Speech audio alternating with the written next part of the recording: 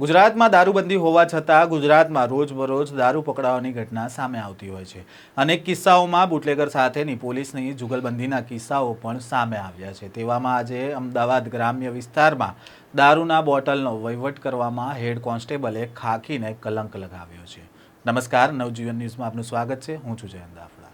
ગુજરાતમાં દારૂબંધીના અમલીકરણ માટે કેટલાક પોલીસ કર્મીઓ ચુસ્ત પાલન કરાવતા હોય છે, તો કેટલીક એજન્સીઓ રાત દિવસ મહેનત કરીને દારૂ ગુજરાતમાં ન ઘૂસે તે માટે મહેનત કરતા હોય છે। પરંતુ અગાઉ પણ એવા કિસ્સાઓ સામે આવ્યા છે કે પોલીસ કર્મીઓ દારૂના વહીવટ કરવામાં નોકરી જોખમમાં મૂકી દેતા હોય છે। ત્યારે આવો જ એક બનાવ અમદાવાદ ગ્રામ્ય વિસ્તારમાં સામે આવ્યો છે, જ્યાં એક હેડ કોન્સ્ટેબલ દારૂના બોટલની વહીવટ કરવામાં ખાખી પર કલંક લગાવી દીધો છે। ઘટના કંઈક એમ છે કે એક વ્યક્તિ દારૂની 2 બોટલ સાથે બાવળા પોલીસ સ્ટેશન વિસ્તારમાં ઝડપાયો હતો। આ વ્યક્તિ સામે દારૂનો કેસ નહીં કરવા અને સમગ્ર મામલો પતાવી દેવા માટે બાવળા પોલીસ સ્ટેશનના હેડ કોન્સ્ટેબલ જીતેન્દ્ર કુમાર ચૌહાણે 20,000 રૂપિયાની માંગણી કરી હતી, પરંતુ તે વ્યક્તિ પાસે 15,000 રૂપિયા હોવાથી 15,000 રૂપિયા આપી દેવાનું તેમણે જણાવ્યું હતું। સમગ્ર બનાવ અંગે ફરિયાદીએ એસીબીમાં જાણ કરીને ફરિયાદ કરતા એસીબીના પોલીસ ઇન્સ્પેક્ટર કેપી તરેટિયા દ્વારા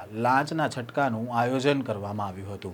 ફરિયાદી બાવળા પોલીસ લાઇનના મેઇન ગેટ આગળ પહોંચીને હેડ કોન્સ્ટેબલને 15,000 રૂપિયા આપતા તેણે 12,000 સ્વીકારીને 3,000 ફરિયાદીને પરત આપ્યા હતા। આ દરમિયાન એસીબી દ્વારા લાંચિયા હેડ કોન્સ્ટેબલને ઝડપી પાડવામાં આવ્યો હતો। હાલ એસીબી દ્વારા હેડ કોન્સ્ટેબલ જીતેન્દ્ર કુમારને ડિટેન કરીને વધુ તપાસ હાથ ધરી છે।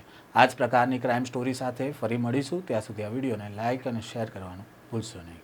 વૈષ્ણવજન તો તેને કહીએ જે પીડ પરાઈ જાનાને રે।